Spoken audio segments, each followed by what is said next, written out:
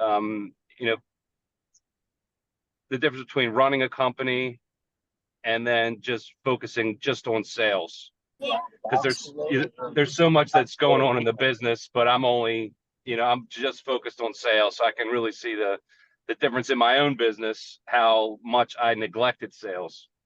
Right? Boy, it's such a great point. And that's kind of the topic for today, which is, what I sent out last night in the mobile app. I'm talking to so many members and so many people just don't understand what it really takes to grow their business, and every single person that I know who has built a $5+ million business, they knew exactly who their target market was, where they were, and what kind of sales strategy they needed to implement in their business. And it was just a matter of throwing more dollars at advertising or more dollars in people to go out and sell. And I see so many people in our organization that are struggling to grow sales because of just that. They're not spending enough time on sales. They're doing so many other things in their business that they're working 10% of the time on sales related activities. Anybody else? And you make a good point too there, which is not knowing where their sales activities are. Like, who are they talking to, and how do they reach them? It's just such a big problem. I can see that. Yeah. I mean, anybody else in the room agree with that? That it's hard that we're still just trying to figure out where that pipeline is?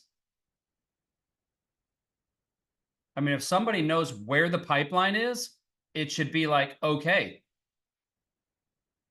Like, is there anybody raise your hand if you know where your pipeline is in order to make money and to grow your business? All right, Derek, talk about yours. Where is the pipeline of people to grow your business, to double it in the next 12 months? So the pipeline for mine is Google search. People looking for photographs and information on a certain topic. And mine just happens to come up. And in my case, my listings for eBay and Amazon come up first. And my listings for my website are either not there at all or way down. Okay, I didn't hear how that contributes to doubling your business in the next 12 months. Oh, if I can just get indexed on Google, which I have no control over, that would probably 5 times my business. So you think if you hired a search engine optimization company who really knew how to get okay, then why aren't you doing that? Well, I've looked into it and they charge like per page, and each page, because each page would be an entry point for my company, and they charge by each page, and I have 1 million pages.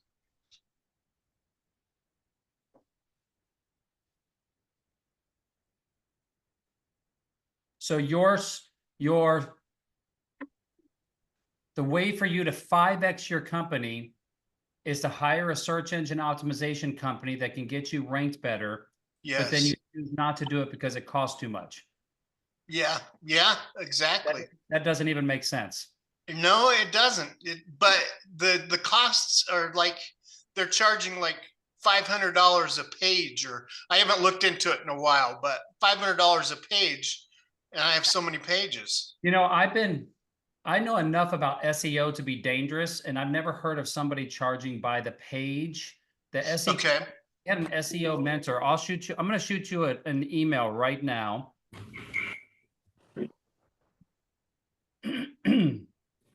What's your email, Derek? Oh, I got it. Is it the H. Rolson's? Yes. I'm going to shoot you an email right now to a guy by the name of Jim Mitty. He was a mentor in the group. Jim, meet Derek. He is an AO member and needs SEO help. Can you speak and see if you can assist? All right. So I got that email introduction to Jim. Talk to him. I will. Most of the SEO companies that I have met start somewhere around $2,500 a month to start working with you. And a lot of times they do want to try to re-optimize your website based on the way they know how to build websites. But this guy works with a lot of companies. He is an SEO expert and he's very, has a great reputation. This is all he does. So talk with him. Awesome. But the point being, if you know what's going to grow your business, then you go do it. It doesn't mean you have to do it all at once. Like I wouldn't go hire 10 salespeople because I know 10 salespeople would 10x my business. I'd start with one salesperson. So if you're not spending $2,000-$3,000 a month on things that will get your website ranked better to start growing your business, that's what you have to do. Yeah, I think you're right. Well, I know I'm right. There's no think about it. Like this is the action that we have to take when we know something is going to directly have an impact in our business, we do it. And that's what I see so many AO members not doing. So many of our AO members, because they just don't come from a background of massive abundance and success, take too long to make decisions that are going to help your business because you're afraid of what'll happen. You know, not to pick on you, but you've been doing the same fucking thing for 10 years, not growing. Like at what fucking point do you go, either this is all I got, or I got to do something different in order to grow? Yeah, it actually hasn't been 10 years. It's been 14. Yeah, that makes it even better. I would have just let me say 10 years, Derek, but that's nice of you. I'm a good salesman. Yeah. So 14 years. I mean, come on, like go get, and if you know that's the problem, we as entrepreneurs have to fix the problem. And a lot of times in this case, and I'm not speaking to you now on this, somebody starts making $100,000, they're not hungry anymore. Like they'd like it to get better. Sharky, get over here. They'd like it to get better, but they've lost the hunger for growth. They get complacent.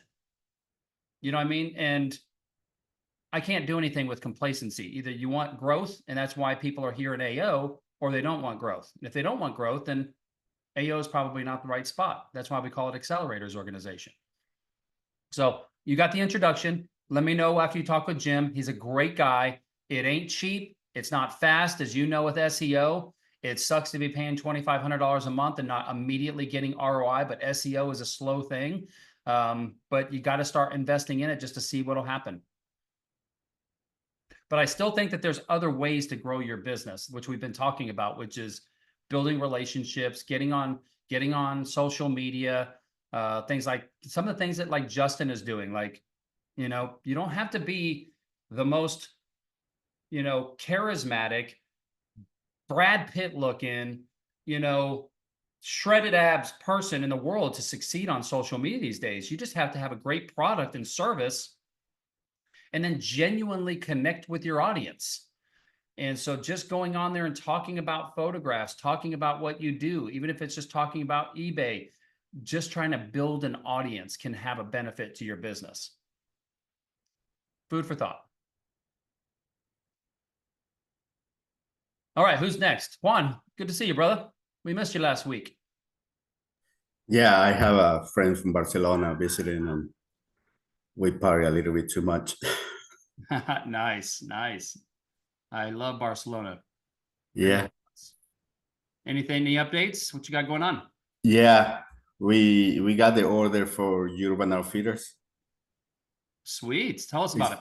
It's not big. It's probably like, it's a little, it's actually, I want to talk about it. It's like, I think they are just testing the products. So the order is around $3,000, $4,000, which is, and it's very professional, I would say. It's not the way they package ship it. I had to be like they sent me a bunch of information, how I had to package, how I had to send it, when do I have to send it. It's very like, Yep. So I it's kind of a learning process for me as well. As long as I read it the way they want it, I should be fine. But I'm happy for that. It's like, I mean, they went through all the process and select the products, and my products were selected. So I That's awesome. like So that. this is Urban Outfitters corporate. Yeah, That's fantastic. So yeah, yeah, it probably is a test just to see, you know, what doing business with your company is like. yeah, yeah. Or And they're the doing a little products as market well. research and they're going to steal your idea. Who knows?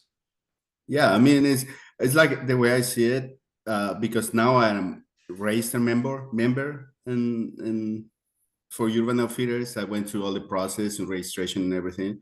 So I have vendor ID and everything. It's for me, it's just like to have a step in.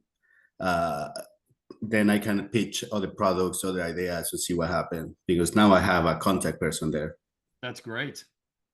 Awesome, man. Well, keep us posted. That's great news. And it's another another good news. I don't know, remember a couple of weeks ago, 3 weeks ago, one of my customers asked for an order of 30,000, and I asked for a 50% deposit.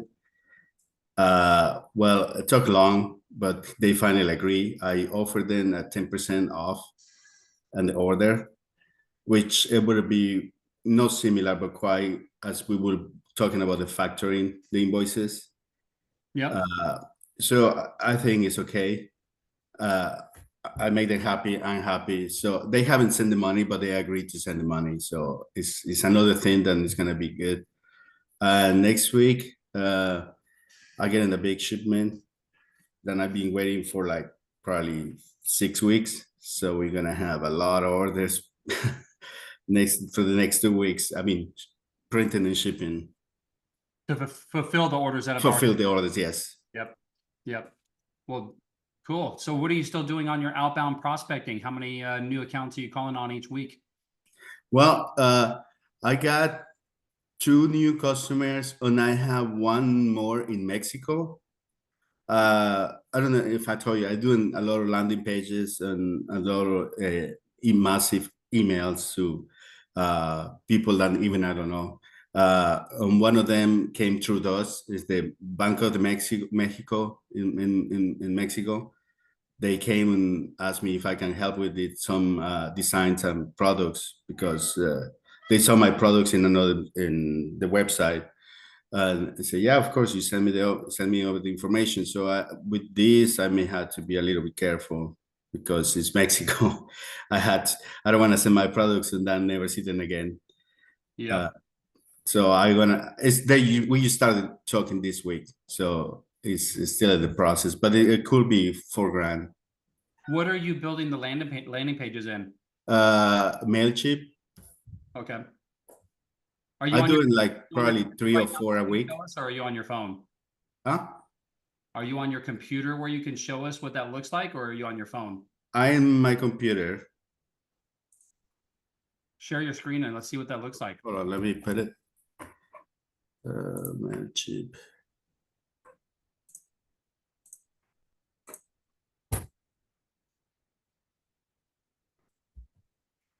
I use that too.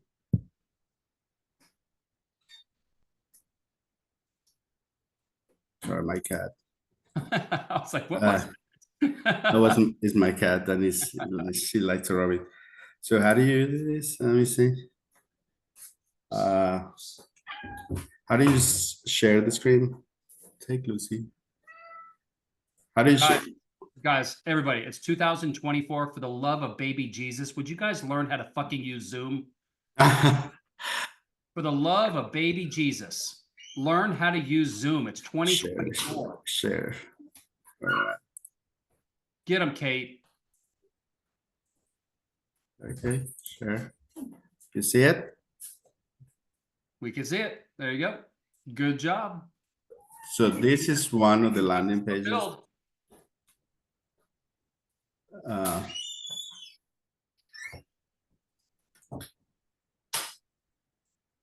Zoom is quick.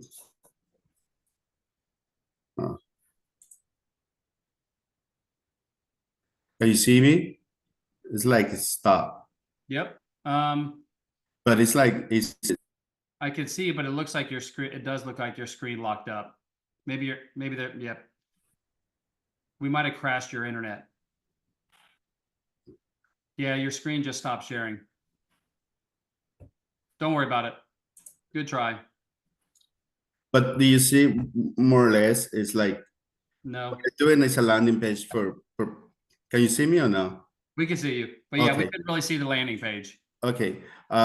So what I do, and it's pretty much I do it between 3 or 4 landing pages per product. Just focus on each product. And I Now, the landing page, is that a website or is it an email? yeah, it is a website. A landing page A website. Can we look at is the like website? it's like a mini website. It's focusing one thing only, which is attract customers on. It's like using a lot of AI interaction used for this product directly to the customers that I want. Do this for me, Juan. While I'm talking to somebody else, can you find the link to one of those little websites, like the URL, and put it in the chat, and then I'll click Yeah. on it and review Yeah. it? Cool. What you got, Kate? Everyone. So it's been a lot of the building process right now. Can you hear me okay? Yeah, okay. Sorry, I was having issues with my mic earlier this week. So yeah, a lot of the building process right now, we are getting to the final days of revamping the current website we have for Variant Ventures. Right now we're looking to reintegrate the shop, and I just have to go in and add some stuff into WooCommerce in order to get that going on there. Can you explain what that Ventures is? Because I was a little confused when you did your Flex Friday. How many Oh, companies? you're good. You're good. Yeah. So I'm sorry, it cut out. What did you say, Sean? How much money do you have, and how many companies do you have now? Jesus, like you're opening a new company every day. Very Ventures I've had for a while. We actually launched right before the pandemic on that one. So right now we're focusing and we niched it down to being a blog and a shop. We used to do, well, we were attempting to do a lot of community building, and at the time there were a lot of participants because more people had time. But a lot of people, when things started to reopen, they left kind of their hobby side of things. So we closed that portion down of the site. Um, so Variant Ventures focuses on tabletop role-playing games and helping to introduce people to the hobby and help them to connect with resources or material that they can use to enhance their gaming experience. TTRPG, for anyone who doesn't know, stands for tabletop role-playing game. So like D&D or like 40K, things of that nature. There's a ton more, but those are just some of the top two. So there's not a lot of gatekeeping necessarily as much as there's a lot of paywall for content, but people can't figure out if they want to join the hobby or not. So a lot of people get turned off because they can't figure out what it's all about or learn how to connect. So we help kind of bridge that gap a little bit. We don't infringe on IP or anything like that, but we just like to introduce people to what it is that they're getting into and to help build up a community. So we've been revamping our, go ahead. Is there anybody else besides me? Because I'm slow, I know. Does anybody understand what they're doing? Because I'm still confused. Am I the only one that confused, or is anybody else confused? Raise your hand if you're as confused as I am. I'm confused. Thank you. Charlie, I'm glad that you said that because the way that she speaks is the way you speak a lot. Yeah, I realize that. You hear it? Do you I hear it? realize it. Yep. That's the corporate talk speak that you speak right there. That's corporatese right there in its full essence. You just spoke about it for a minute or 2 minutes, and none of us have any idea what that company does, Kate. Okay. That's called brand strategy. What do you do? Who do you do it for? What makes you like, that's what's missing in a lot of small business owners is keeping it simple. What does TTRPG or whatever ventures, what does the company do?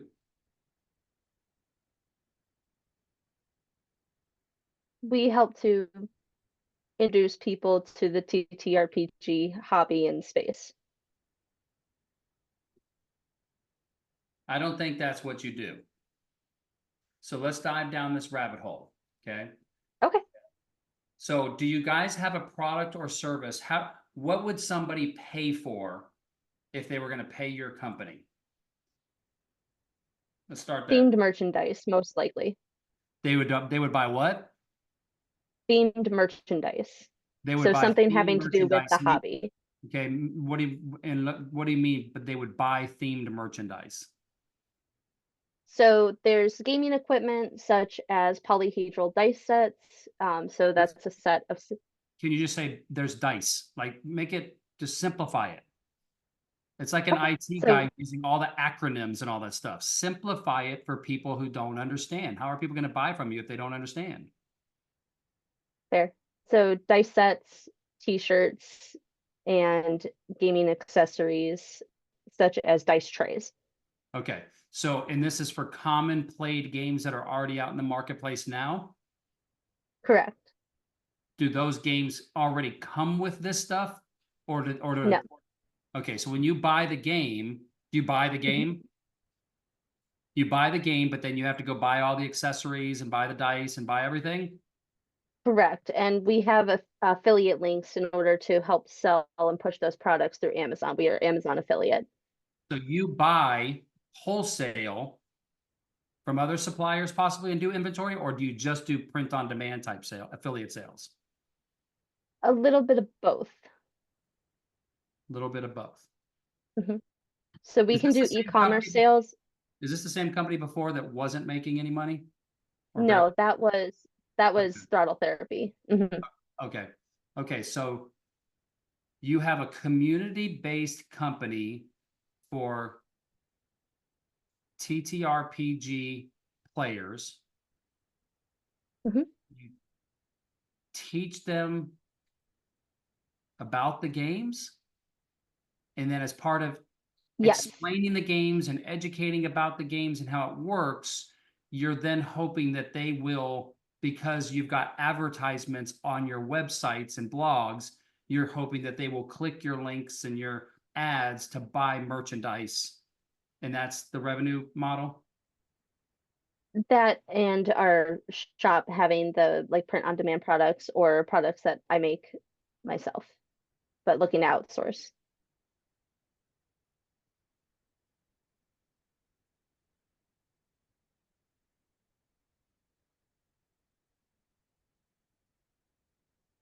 This is so very complicated.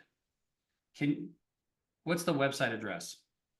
Sure. So it's variant-ventures.com. Variant. It's IANT. Mhm.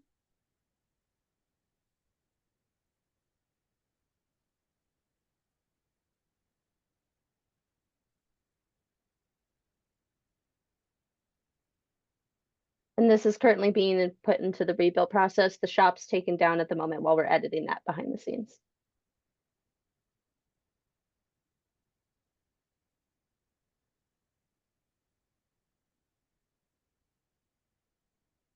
The one thing I don't like on here, Mhm.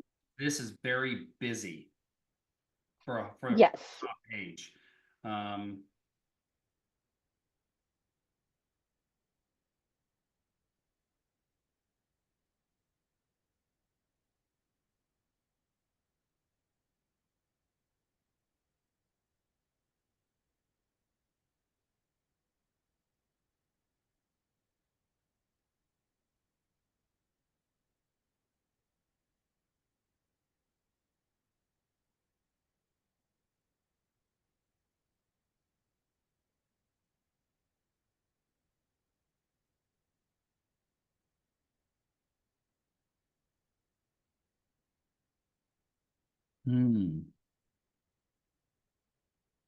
It's, I mean, I like the macro here of this. Look at the difference between like trying to understand what this is from a simplicity perspective. And I'll just use Accelerator's organization as an example. Sure.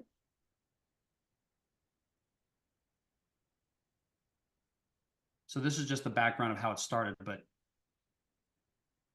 this is what makes it very crystal clear of what we do. Our vision is to help entrepreneurs. Our mission, this is what we do here.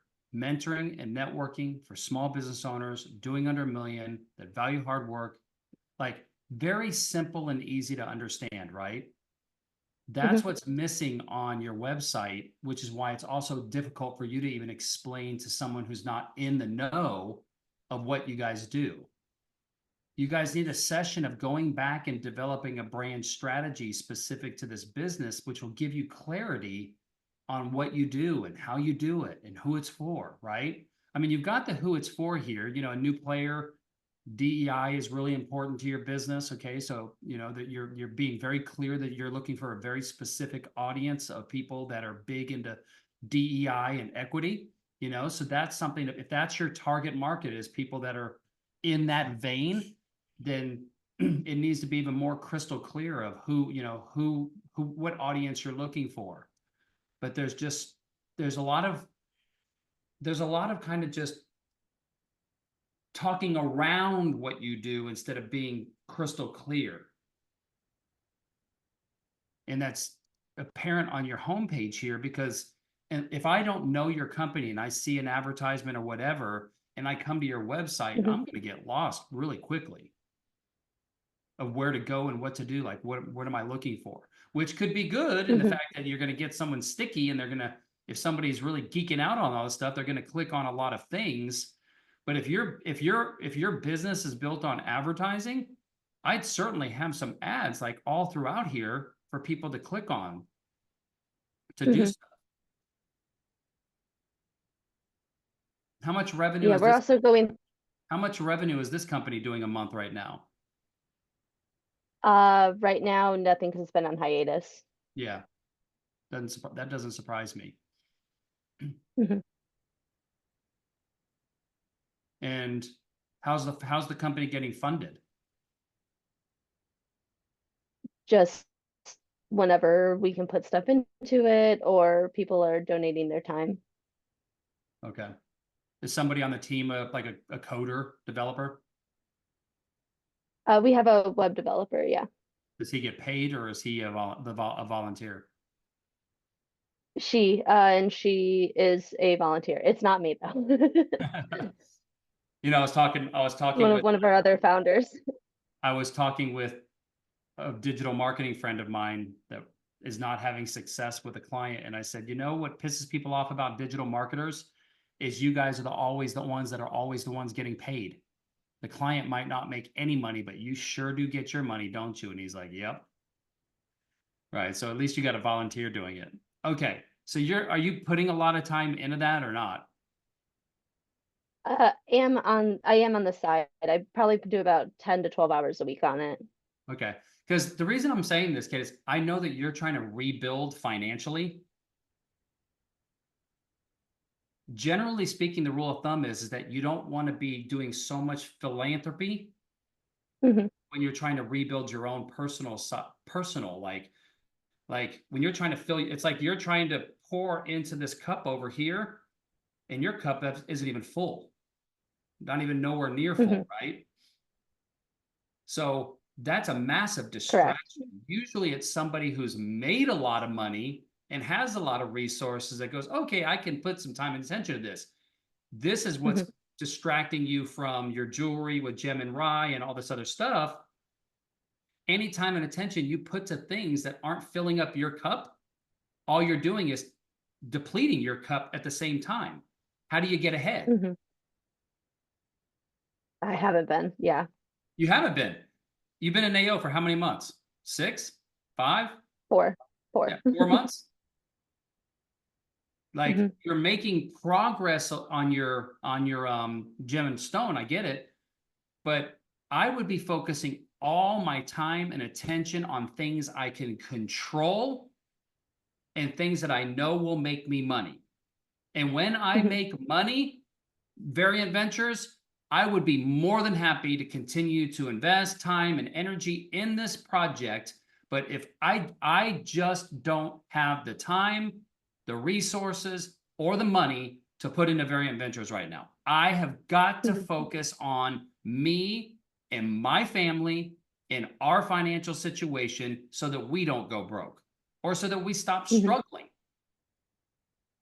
I am sensing that you have a feeling of loyalty over there, and that's what's That's the challenge you're having, is setting a boundary with that because it makes you feel bad or guilty. Yeah. Partially, yeah. Yeah. Because otherwise, why would you be doing it if you're not getting anything out of it in return? Hmm. At least today. Right. So that's the struggle is if we're in the process in our lives of trying to build something, to establish a foundation in our life, then we have to go all in on one thing. Every time we take our eye off the ball, it takes away from the thing that is supposed to be helping us build the foundation. This is a mental thing. This is something that's not easy to do because this is emotional. But we have to sit there and say, what is the best thing for my family? Is it spending 10 hours a week watching TV, doing nothing, which is basically what you're doing with Variant Ventures? You're not getting anything in return. So you might as well just be watching some TV, eating some bonbons. Or could I put that 10 to 12 hours a week in doing live streaming, building an audience, crafting some more jewelry to sell, putting it up on Etsy, putting it up on Amazon, doing whatever? What could I be doing that could potentially bring in $30 today, $100 today?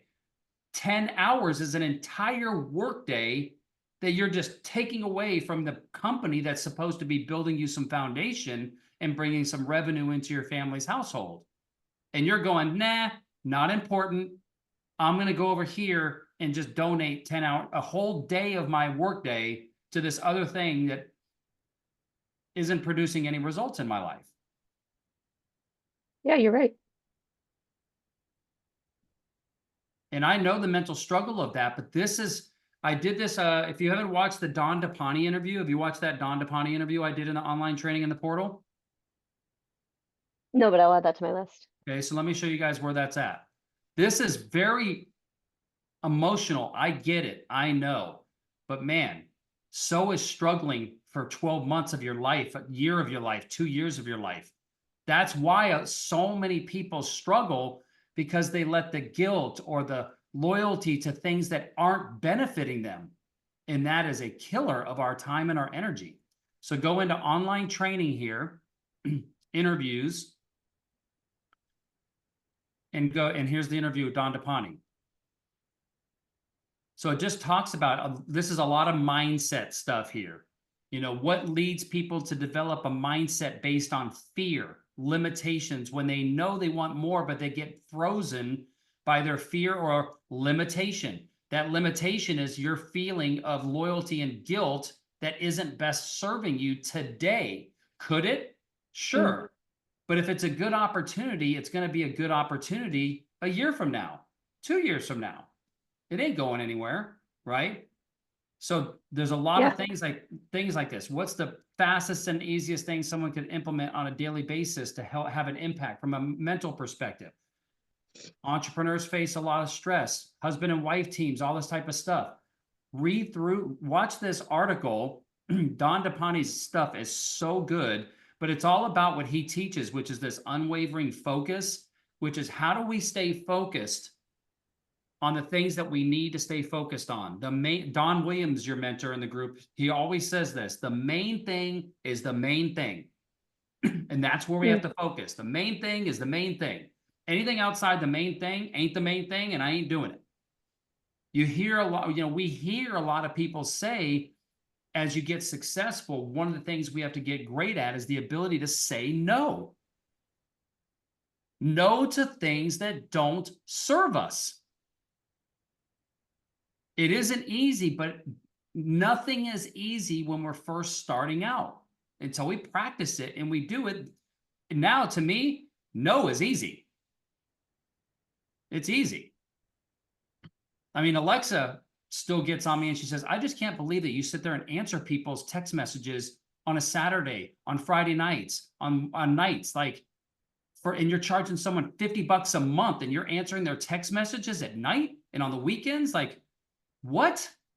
And I'm like, yeah, that's just because I love what I do. But if I don't want to do it, then I won't. But do the things that best serve you so that you can fill up your cup. The rule of thumb is fill up your own cup first and then bless others with the overflow. If you always pour from an empty cup, how do you bless yourself? And you've been living that life for how many years? Yeah. Right? I'm 31, so yeah. For years, you've been blessing other people's cup while you're barely getting by with your own cup. You're too smart, you're too hard of a worker, and you're too passionate about what you do to not have a full cup. So recognize that. It's not, it doesn't make you a bad person to say no. And it doesn't make you a bad person to make a fucking shitload of money. I always say, like, I'm that person. If I won the lottery, I have a plan of what I would do. But you're right, my cup would come first, and then I could do stuff for others. So Yes. So hit your lottery by staying focused on the main thing and put all your time and energy on that. I mean, just like Justin, he ain't out there trying 50,000 other things. This guy's fucking trying everything new every day. We see it on his live streams. If you watch any of his live, like, you can see that he's working day in and day out, struggling with it. oh yeah. Struggle, but he ain't off donating a whole day of work over to another company that ain't paying him anything. At least I don't think you are, Justin. Right? So, you know, it's your life. I'm just bringing things to light so that you can think about it in a different perspective, that if you don't focus on the main thing, your competition is. Hmm. Okay? Yeah. Food for thought. I'd love to see more Gem and Rye. I'd love to see you doing more of these live streams, putting your stuff up on Etsy, selling more stuff, doing a Flex Friday that said, I did $500 in revenue on Gem and Rye and made a $200 profit this week. I'd like to see tangible numbers, not rhetoric and corporate talk, Charlie. I'd like to see numbers and data of this is what I sold. This is how many new customers I got. This is how many listings I did. That's the stuff that small business owners have to live and breathe by. Storytelling is great, but it doesn't pay the bills. Money and sales pay the bills. Money and savings put money in our savings account. That's where the focus has got to be on. So for you, it's this paradigm shift of getting out of the nonprofit business and getting into the for-profit business. Yeah, not feeling guilty for it. And not feeling, yeah. If somebody makes you feel guilty, that's on them. Well, first off, nobody can make you feel guilty if you don't let them. So if somebody doesn't approve of what you're doing or how you're doing it, well, that's on them, because you're okay. I'm just fine. So if you don't like what I'm doing, you know, you really don't have to be here. You don't have to watch. You know, we don't have to be in this marriage. We don't have to live together, mom and dad. You know, we can have our own lives. You know, if you don't approve of the way that I want to live, I love you and I appreciate that you love me enough to tell me, but I'm okay with me. I'm all right. This is what I want to do with my life. I'm 31 years old. It's time for me to start thinking about me. Now that's tough, you know, sometimes with family, but Don DePani talks about that a lot. It's sometimes your family is the worst people in your life. I'm working on not worrying about what they do and do not understand. That's where I've been at in my journey with things. It's not I can explain all day long and I'm just wasting my breath half the time. Yeah. If we get to where we have to defend ourselves or explain why we do something, they're never going to understand. And let me tell you something this. Even if you make $1 million, they're still not going to fucking understand. They're not going to understand. They never will. They just won't understand. Now you know why the divorce rate of entrepreneurs is even higher than regular people, which is high. Because a lot of people. I'm very lucky in that regard. My husband's very supportive. Yeah, I know you do. But I'm just His saying, goal is to be a stay-at-home dad. I'm just saying in general, you know, it's like. Yeah. You know? So Shelly can talk to that. I just unmuted myself because I was going to interject. I'm joined at just the perfect time here because I'm going through all this right now. I always put everybody else first. I did everything to make everybody happy, the people pleasing, all that. All it ever did was held me back. And Mhm. now I'm finally breaking through and finding what I can actually do. So yes, it's true. You've got to have your cup full before you can do for others. Yep. All right. Well, that's a good mission for you this week. So why don't we get 100%. some And I tape? even changed my name. I don't know if you could see I it. saw that. Oh yeah, everybody follow Kate's lead there and change your name there to what product and service you sell. If somebody will Yep, keep reminding me of that every week, we will do that. As I say, yeah, if you go up and that ellipses in the corner, if you go to the bottom of that listing, when you click on it, it'll say rename and you can type it up.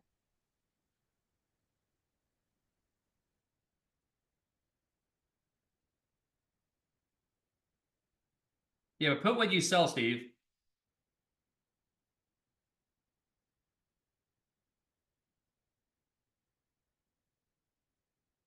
And will somebody please teach Juan how to use Zoom?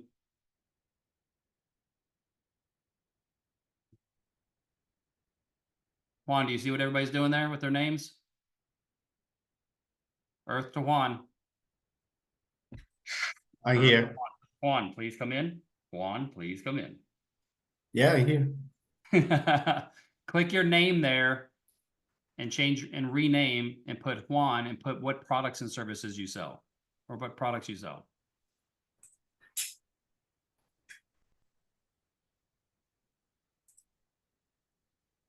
All right, Jessica, Kevin, what you guys got? Good morning, everyone. Happy Good morning. Sunday. Good morning. How are you? What you guys got? What do we got? Not a whole lot. Oh man, we are working so hard to get to live our best life and to get all the business we can, Sean. Cool. So what are you doing specifically? Working on leads and generating leads. I need to figure out my CRM, so I'm working on that. I think I told you the other day I'm doing a demo with that drip jobs, but you just started a new one that you posted about. What is it called? It's called Go High Level. Go High Level. I think Go High Level, Go High Level may or may not be the right software for you.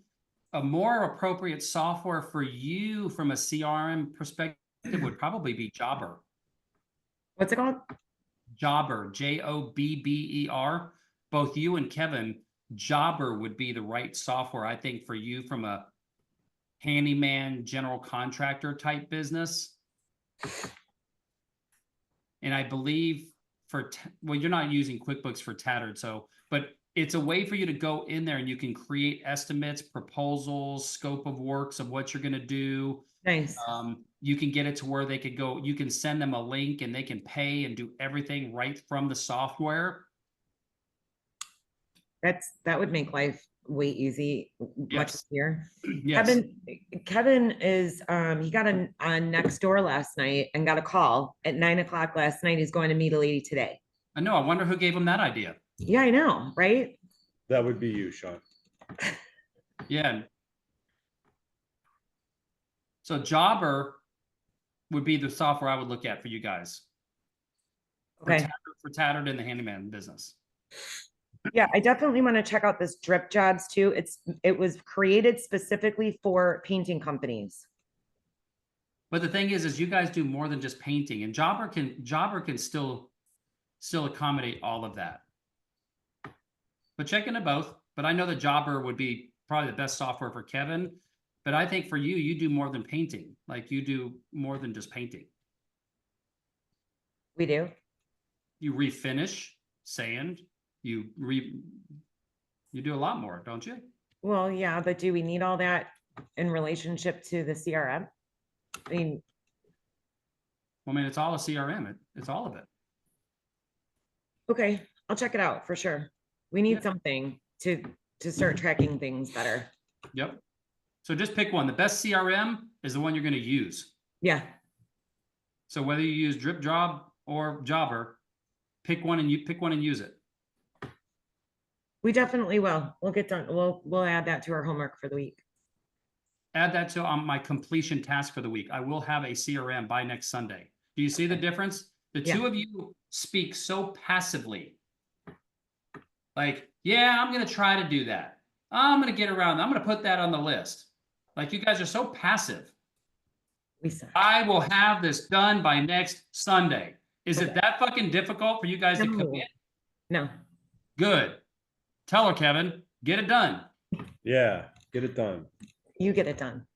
I'll get it done. There you go. Get it done. Okay, cool. Okay, so I want to show you guys. Jessica just doesn't do a good job explaining all the great stuff she does that we set up for her. But this is what we did for her business, which has really changed the landscape of the way that she's looking at her business. And so this is what I do working with people on a one-on-one basis, is we really go in there and track. I helped her and her team member set up a spreadsheet like this for their retail store. So this is how we can really track revenue. How do I zoom out of this? Let's see. There we go. So her team member tracks the revenue, top line revenue, every single day before she leaves. This is the top line revenue every day. This is the vendor revenue, which is she has some vendors in her store. This is the commission split from this revenue to this, net to the vendor, sales tax, even keeps how many people actually walk. We want to track how many people walk in the door and then how many of those actually we sell to and what's that percentage based on to start understanding trends. And then this is how much we discount. So in September, we're trying to set this goal so that we can hit $2,000 for the week, which is today, right? It was yesterday? Yeah, and I have to tell you about that. Hold on, I'm going to see how much she did.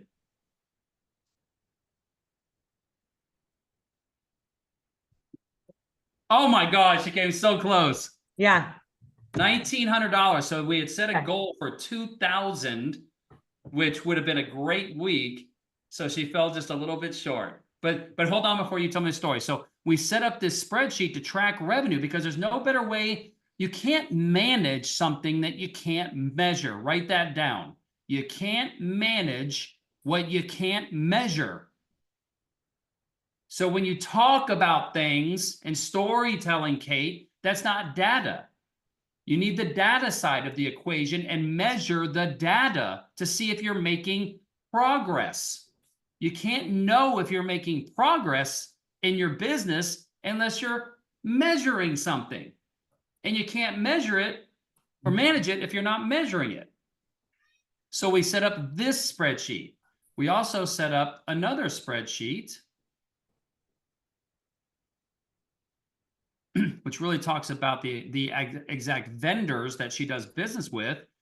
So we listed out all of her vendors, whether the vendor gets a commission split or pays a booth rental. This is the revenue in August. This is the revenue in August by vendor. This is how much commission split she gets, Jessica. So here's the net to Rosie's, the net to the vendor, plus the booth rent. Here's how much was paid out, and here's Rosie's total. We track the revenue by vendor. These are the type, this is called a key performance indicator. Key performance indicators. This is data points that we want to track to measure, I want to know how much, whether it's worth it to have SL Designs as a mentor or as a vendor. I only sold $18.50 with her. I made $5 from working with her, plus her booth rent. I made $13 from her. Is it worth even having to deal with this person? Not. You can reevaluate the relationships because you can measure the data. This is all so important. We're tracking it month over month, every single month. Then when we put together the contest with her team member on Rosie's to say, hey, normally we do $1,700 a week. Let's go ahead and set a goal of $2,000. And then if she hits it, we'll give her a bonus. Let's see what this team member is motivated by. Is she motivated by money? Is she motivated by gift cards to a restaurant? This is how you get the most out of your team, is you incentivize. They don't want to be micromanaged. They want to be incentivized and then rewarded if they do something great, right? This is what we do as entrepreneurs. So tell us how that went, Jessica. Because now I know are you contemplating, well, do I give her a bonus because it was so close? You're going through that emotionally now, aren't you? Yeah. Because she worked so hard, she really did. And I would text her and be like, you're doing a great job. You're only $432 away or whatnot. And she was like, I know, we're so close. And we were both tracking the numbers, just periodically throughout each day. And I'm like, oh my gosh, you're so close, you're so close. And she was really bummed yesterday when she didn't make it. And she's like, I tried so hard. I tried so hard. And I know she did. So I'm like, I really feel like I should give her the bonus because she's off by 99 bucks and some change. What did you tell her what bonus you would have given her if she would have hit the 2,000? Yeah. What was it? $100 cash bonus. So you can't give her the 100 because she didn't reach it, because then she's always going to think, if I don't reach it, I'm still going to get something. So that's the challenge. So there's a couple ways that you could do this. You could look over, what does next Saturday look like? Didn't you say next weekend is the big weekend? Yeah. Yeah, and we have a 5-day event, Wednesday through Sunday next week. And it's the biggest event of the year. It's what we call Corn Fest. And there's usually somewhere between 50 to 75,000 people that come through our small town over the course of those 5 days. Rosie's will do in revenue normally during that week?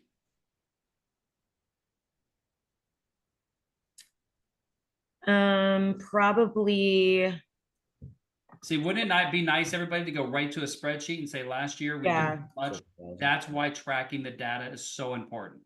Yeah, I don't know off the top of my head. It'll definitely be somewhere 3K plus for the week. You don't think 5K? I'd have to go back and look at last year, Sean. Because I know you always underestimate just because of the way you look at things. Yeah. So you could do one of two things. You could say you didn't make it, but I know you did a great job. Here's a $50 bonus. Okay. And just hand her a nice crisp $50 bill. Okay. Okay. Say this $50 actually represents more than $50, just so you know, KK. I paid tax on this money to give you $50 cash. So this is really more like $80 to me, giving you a bonus. But I wanted to get, and if you pay tax on it, I have to give you $62, $63 for you to actually have a net 50. But here's $50 cash. I'm intentionally paying you cash so you don't have to pay taxes on it. I've already paid taxes on it. I appreciate you. Go have fun. A lot of times, employees don't realize when you give them a bonus what that means financially to you. If you bonus it in their paycheck and you add $50 to her paycheck, she's got to pay what, 33% or something in taxes on a bonus, right, Shelley? It's like even more than just personal income tax, wage tax. So it's even more when you declare it as a bonus. It's taxed differently. So employees don't think that way. They have an employee mindset. So I always like to make sure when I do anything special for a team member, I truly want them to understand, what thought goes into it as a business owner, that I have their best interest at heart here. So say, I've already paid tax on this. You're not going to have to pay tax on this. This is $50. Great job. And here's the thing. If we do over $3,000,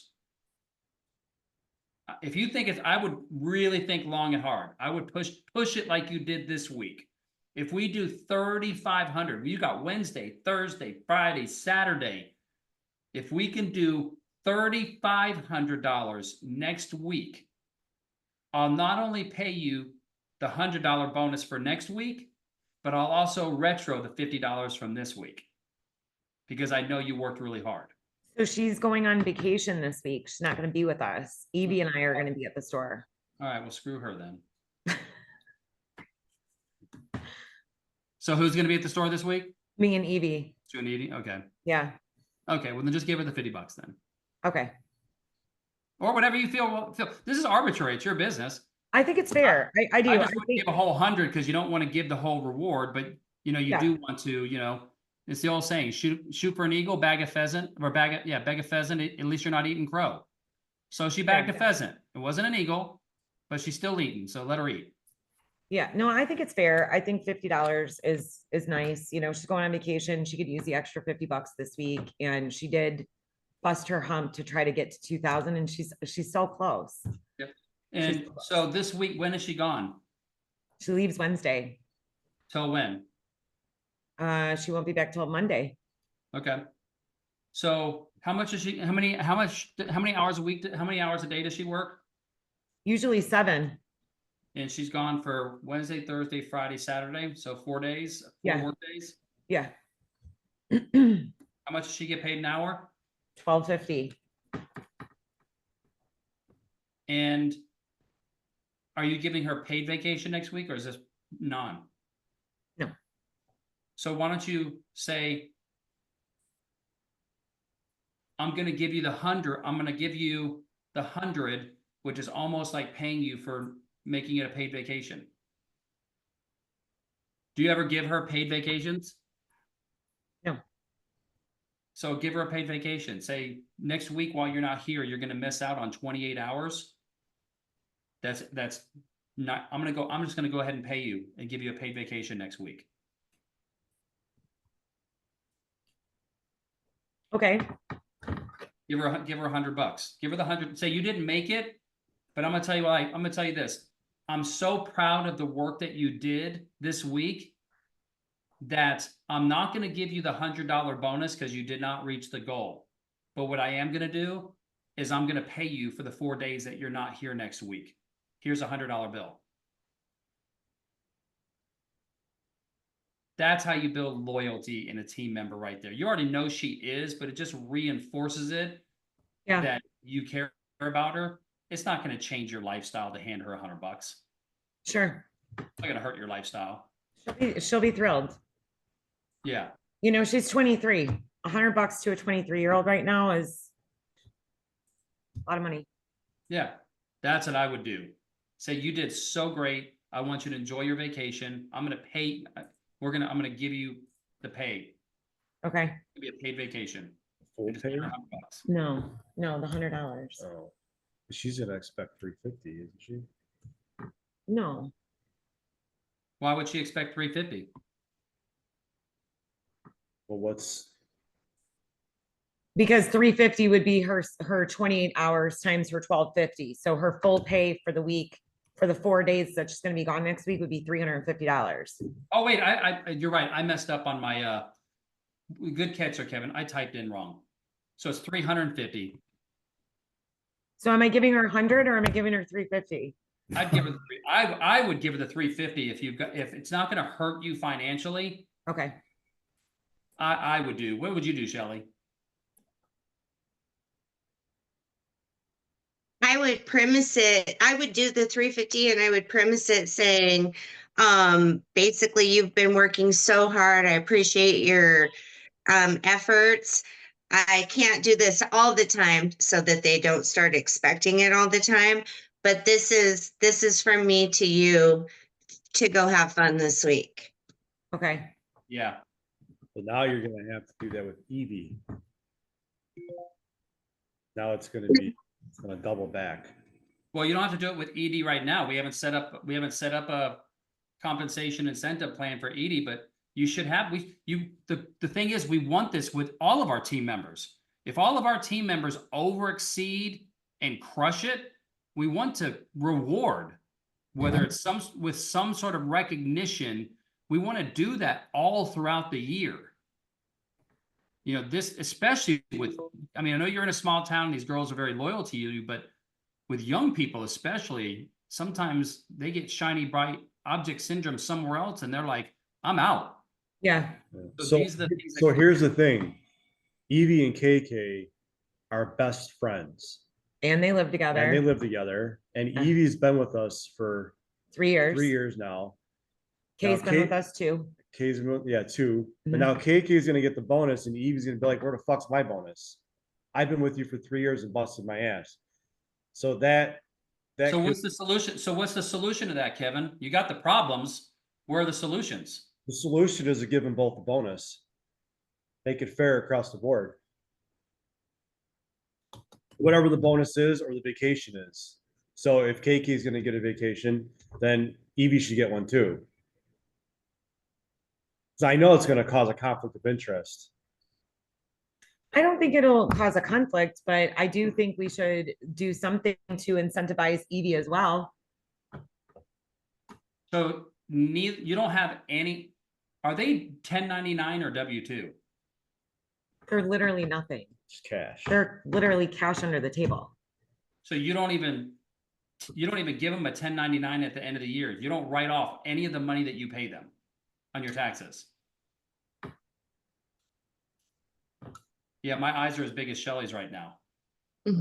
Well, I can't say that I I'm don't. in California, so I'd end up in jail for doing that in California, so. Yeah. Well, I submit labor to my tax guy. In fact, I'm doing taxes today in an hour. And Well, you don't have any labor for them. well, I tell him what I did, and then he does his thing somehow. No, there's no thing he can do. There's no, Well, it doesn't work that it doesn't work that way. It's deducted as an expense. It's No, just no, not. no, it's not. No, it's not. Oh, okay. There's no way to deduct it as an expense unless you're giving them a 1099 and making them pay taxes on the money that you pay them. There's zero. Get it through your head. Listen to me. Don't try to even get around it. Okay. Zero chance he is deducting the money that you pay that you pay them. Zero, unless they are getting a 1099 and they are paying the tax on it. Zero, not even 0.5% chance. Zero. Okay. Which means that's costing her how much more money, Shelley? A lot. It depends on the state you're in. $350 a week times 50 weeks. So that's $35,000. That's $35,000 that she's not writing off on her taxes. That's costing you at least what? $6,000 to $10,000 a year. I would say at least 10, yeah. Yeah. So you can basically add $500 a month more. Well, let's see, $400. They're actually making $400 a month more than they really think they are because they're not paying taxes. You are. Mhm. So they're not making $12.50 an hour. They're making like $14 an hour Right. because you're not taking the tax deduction, which is May fine. may I ask what the reason is that you don't have them on payroll? Because I'm literally starting to get those kinds of things in place. It's just been easier to pay cash under the table. I don't know, even though I've had my business for 10 years, I don't know a lot of the things, which is why I'm here to learn. And that's one of them. Like, how do we do it? You know, do I stay sole proprietor? Do I LLC? How do we do payroll and W-2 or 1099? Like, that's all on the list of why I'm here. Yeah. Gotcha. And this is, and you know what this is doing too, Jessica? This is actually hurting them because they're not showing any income, so they can't get credit. They I know. can't buy cars. They can't start buying a house someday. It's going to hurt Yeah. them. Rent, apartments. They're going to be in that cash lifestyle, which is the welfare lifestyle. Yeah. So I would say my advice would be keep it like this through the end of the year. But in November, December, we got to have that conversation with them that you want to put them on payroll so that they can start paying taxes, so they can start building credit. So when they go start applying for loans and doing things, that they're going to actually have income. It's actually hurting them Yeah. in the long run. But I agree with Kevin. So back to the point at hand here, so you have never done paid vacations for either of them since they've been working for you? I mean, Okay, so they don't really take vacation. They do their once a year. Chris is going to this concert thing for the next weekend. And that's like all she does once a year. Well, it sounds like a vacation to me, doesn't it? that sound like a Well, yeah. vacation to anybody else? Sure does to me. But I'm just saying that's it. You're just saying that, yes, Sean, you're right. They do take trips and vacations. Yes. Okay. So now that we're in agreement that they take vacations each year, and if they got paid off vacation, do you think that they would take a vacation each year? Yeah. So let's take Kevin's brilliant advice here. Okay. Why don't you do this and go to them today or tomorrow and say, I want to sit the two of you down. KK, you did an amazing job last week. You didn't reach your goal, so I can't give you the $100 bonus because it's just not fair. You didn't reach the goal, but you worked your ass off. Edie, you've been working your ass off for me. She makes you a great profit, especially on some of these jobs you're getting with Tattered. You know, for the hourly wages she's getting, she's making Tattered some great profit, right? Mm-hmm. So I want to do something for both of you. KK, you're getting your 4 days vacation. I'm going to pay you for the time that you're going away. Edie, when you want to take a vacation and you want to take 4 days off, you take 4 days off whenever you want. Give me some time and notice, whatever, and you're going to get a paid vacation. And moving forward, starting next year, we will have 2 weeks paid vacation every single year for you guys. You'll be able to take 10 days paid vacation each year from now on. Or you could do a week. You know, Shelly, what do you think? I would just do a week. Okay, do a You week. can always add later. Yeah. Because they've been with her, she's been with her for 3 years. So I always like when someone stays, you know, a certain length of time that they add a day or two. How long has KK been with you? 2 years. 2 years. They've both been there for 2 years. I would still only start with a week because you can always add later. Okay. Yeah. And I think a week is good. They'll be thrilled with that. Okay. So we've tried in the past to do things like, you know, Evie, they both took a day not that long ago, one day, and I don't remember exactly what the reason was, but I was talking with both of them, and long story short, I paid them half their pay for the day. So like, keep it fair and give them a little bonus. You know, if Evie's pay balances out to, you know, $465 for the week, you know, a lot of times I'll say to her, like, I'm just sending you an even 500. It's only a little extra money, but it's extra money to them. So I try to do those things with them. But I think just saying that it's more structured and giving them a week paid vacation, they'll be thrilled. Yeah. It's a good start. If you want to be a cheapskate, go ahead.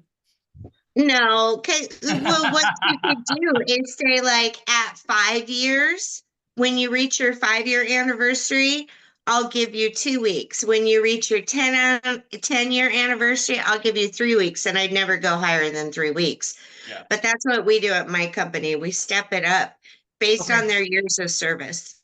Okay. Yep. And that way you keep it fair with her going on vacation next week. Yeah. Yeah. So give them both the week. Tell them KK's not getting the bonus because she missed the goal, but that they're both going to have the week off or the week's PTO. Yeah. Okay. And Edie, just, you know, you have to tell me a month in advance, you know, when you want to take your PTO because we're a small business, you know? Well, yeah, Tattered books out farther than that. So yeah, we definitely have to plan it. Yeah. Okay, cool. Yeah. Then you just tell KK when she gets back that, you know, we're going to get back on it. And I don't mind because KK has direct correlation of profitability in your store. She's like a salesperson and she runs the store. So Yeah. her having an incentive compensation structure only benefits you and her, just like any salesperson. People that are selling like to be compensated if they sell more. That's just natural. It gives her incentive, and the more she sells, the more money you make. So you don't mind paying a small percentage of that in commission to her. Okay. And forgive me for not knowing, but what state are you in? Illinois. Okay. You're almost as bad as California, but okay. Yeah. Yeah, you're definitely, I'll tell you this right now. if they really got vindictive and smart and ran and came into a lot of money and had an attorney father, you could absolutely get sued for human resource violations, 100%. Absolutely. You are a Yeah. you are a lawsuit waiting to happen as a small business owner.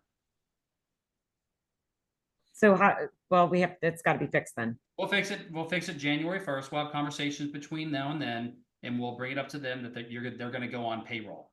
They're going to get paid hourly wage, and they're going to be on payroll, and they're going to have to start paying taxes. I understand that's going to affect your income, so I'm going to raise your hourly wage a little bit to accommodate for the taxes so that your net income still stays the same, and it won't have an impact on your bottom line because you're not deducting it already. So it's probably going to save you money.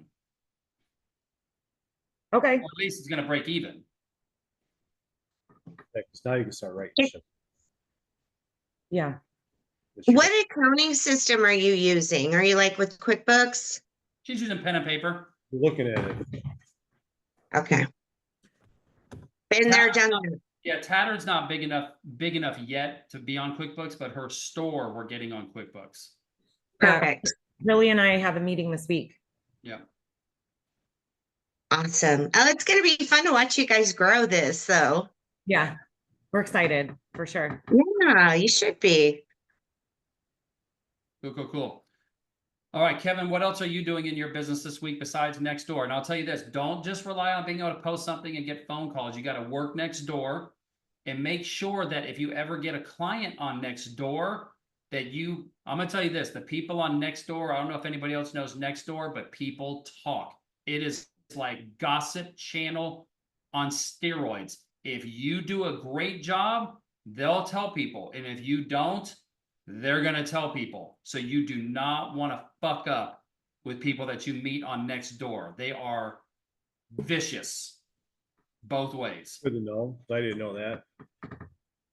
Yes, they are vicious. It is true. It's a huge gossip mill. Yeah. Yeah. Yeah. I was going to say like the neighborhood digital coffee clutch It really of is. shit talking if they don't like you. Yes. So you want, and That then could be scary. only scary if you fucking suck.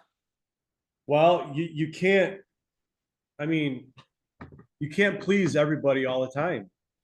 I could be as nice as pie to someone and they just don't like me. They don't like the way I look. They don't like the way I talk. They don't like the way I dress. And then all of a sudden, I'm like, you know, he or she is saying something on the app about me, and I did everything that I could the best. You know what I mean? So, and this shit happens all the time. Shelley, you want to take that one? I can. You want to take what he's saying? I haven't had that happen, but if I did have that happen, what I would say is I would go on there too, and I would say, I'm really sorry you feel that way. I'd be happy to meet with you and discuss, how we could make this right. Sure. That could be one way. I would recommend never going to their level and bashing them or getting negative or anything like that.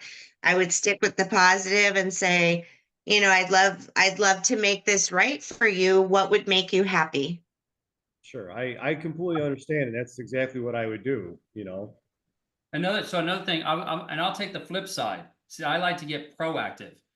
I think you immediately going to that frame of mind is going to attract negativity. I wouldn't say that that's my frame of mind. It's just what I've experienced with Tattered throughout the years. We've had clients who are just dicks for no reason. Out of 100 clients, how many are dicks? So I wouldn't say that's the norm. What I would say is, why are you focusing on the minority as the majority as it relates to people out there who actually are hiring you and giving you their hard-earned money to do something? Of course, we all know that there's going to be the minority, but your immediate reaction to this was, yeah, people are dicks. People can't. What about the great ones that there are? Let's focus on those and say, you know what? I'm going to dress professional. I know what to say, what not to say. I'm going to do a great job. I'm going to provide a fair price, and I'm excited about all of the opportunities on Nextdoor. Like, that's what I mean by your frame of mind immediately went to talking about the negative that could happen. And that's always going to be the minority. We're all business owners here. We all know that there are some people that can't be helped or whatever. That's fine. But I don't go into life thinking about them. I go into life thinking about that there's a lot of great people that are going to love the work that I do. And those are the ones I'm doing it for. The little ones, I got screenshots for that. I got before and after pictures. I'm going to handle it professionally, like Shelley said. But that's going to be the very small minority of people. I don't want to even waste my energy thinking about those people. No, Right? for like Right. every 20 awesome clients, you might have one who's a pain in the ass. Yeah. You might have one. You might. And the cool Another way you could get ahead of it is if somebody contacts you through Nextdoor and you know that they're active on that platform, as soon as you have an interaction with them or you do work for them, you could post saying what a great customer they are, how it's been great working with them, thank you so much, and actually almost like sweet talk them before they can badmouth you. Yep. That's a good And idea. here's another thing I like to do. Here's a question I love to ask people before I start on something like that. For this project, for you to feel like this project was a success in you hiring me, what needs to happen?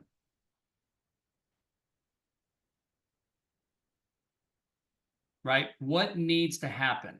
I love that, Sean. I'm going to use that one. For you to feel, Jane, Jim, Joe Bob, for this project, for you to be completely satisfied when I'm done, what needs to happen? And let them tell you, build that into your scope of work that you give them as an estimate so that you can then have receipts. Right? The more detailed we are in our scope of work of what we're going to do, when, how, etc., it makes it so impossible for even the worst of customers to be worst. And generally speaking, the worst customers are that way because they've been screwed over so many times. So when they meet somebody who just overexceeds their expectations and kicks ass, they actually are the best referrer because they finally found somebody that they hired that did a great job. I think it's really the feedback that I get from my clients or my prospective clients with Tattered is, and I'm sure Kevin has heard this a lot as well. They are scared. They need to be able to trust you because you're coming in their home to work, and they need to be able to trust you because they're like, hey, the job's $2,000. Here's $1,000. They have to know that you're going to show back up because we hear those horror stories. Like, I just met with a lady 2 weeks ago and she's like, she gave this contractor $20,000 for this huge exterior project on the outside of the house. The dude took off 20 grand, nowhere to be found. Now, while I think that that's very stupid, I would never give somebody 20 grand, but this kind of stuff happens to people. So you have to build that trust with that. You have to build trust with a stranger. You have this much time to build it, to gain their trust, to get that job. Yep. So think about this. So take that into consideration. If you're going to try to build trust, what things do you have to provide to build up that trust? Here is our address. We live here in the community. Here is our address. We are part of the community.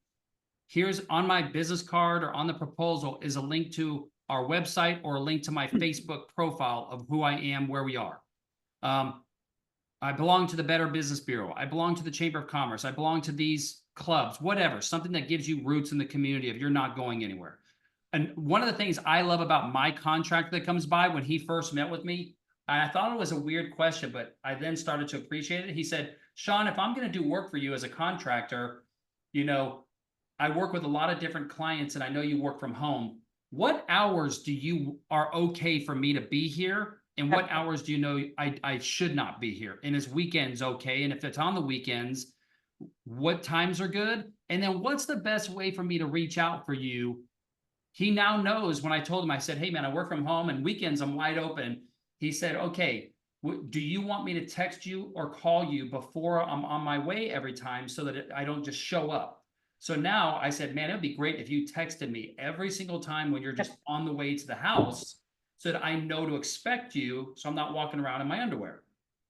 Yeah, And I tell you, he's developed this great system so that I always know when he's going to be here. And the day before he arrives, he sends me a text message that says, okay, Sean, just so you know, here, I'm going to arrive at 8:30 and here is what I hope to get done today. And at the end of the day, he gives me a recap and says, I completed everything that I said I was going to do today. yes. I'll be back tomorrow or Wednesday or whatever. That communication for me Huge. gives me that additional trust that Yep. this guy, I can trust this guy. Yeah, Well, and that's you what I keep- do with Maureen. Yeah, and you Keegan. keep your clients in the loop because they don't know what you're doing, what you don't know what they're doing, or they don't know what you're doing as the contractor, right? So when I'm in a kitchen, they're like, yeah, she's painting the cabinets. Yeah. So It's why don't you low guys think level, they about have no that? So you idea. guys get together either individually or collectively, but think about the process in which you're going to work with your clients. Mhm. Can I text every morning? So it means I have to have kind of a little spreadsheet of a client onboarding process list of I need to ask these questions so that I can best serve my clients. These are all things that we can do to avoid the disaster client too. And the great client's even going to appreciate it even more. Yeah. So I landed a job a couple weeks ago because of that. I went there and gave an estimate to paint a pergola. And I gave the estimate and her contractor gave an estimate. I believe I gave it at 1,400 or no, 1,200 or 1,400. And then the other guy gave it at like 1,600 or something. And she told me one of the reasons why she hired me is because of my communication with her. I texted her, she asked me questions, I answered all her questions. I even followed up with her. I guess the contractor didn't, and she gave me the work. Awesome. So that was The cool. communication between you Yeah. and a prospective client and a client that hires you is absolutely got to Very be number important. one. Yeah. It has to be. So Very cool. So that client, are you already done with that client? Is like the job done? Yeah, I finished it. And she's happy? She's good to go? She gave me $100 bonus. Cool. So I would call her. Why don't you, if you guys don't do this already, you guys should go and order postcards or note cards. And every time you get done with a job, you should mail a postcard or a job and just with thank you. Thank you so much for letting me paint your pergola. That was a great project. If you ever need me for anything, I am here. I hope you're having a great week. I would send a handwritten postcard or thank you card to every single client when you're done. Then I would follow up a few days later once you know they got it and be like, hey, Jan, I didn't want to give you a call because have you ever heard of this application called Nextdoor? Oh yeah, are you on it? Uh-huh. Would you mind doing me a favor? You know how Nextdoor works. You know, people love to hear about good contractors they work with. If you were happy, would you mind going on there and saying, you know, that you know, I did some work for you and that you recommend my services? Because here in the community, you know, Nextdoor is a big thing like that. And it would mean so much to me. I'd really appreciate it.